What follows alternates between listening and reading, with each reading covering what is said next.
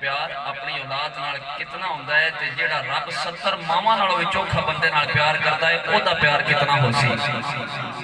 एक मां दा प्यार सुनना कि पुत्र भावे लख जहान तो मंदे ने पर मावां आखण मेरे सारे जग तो चंगे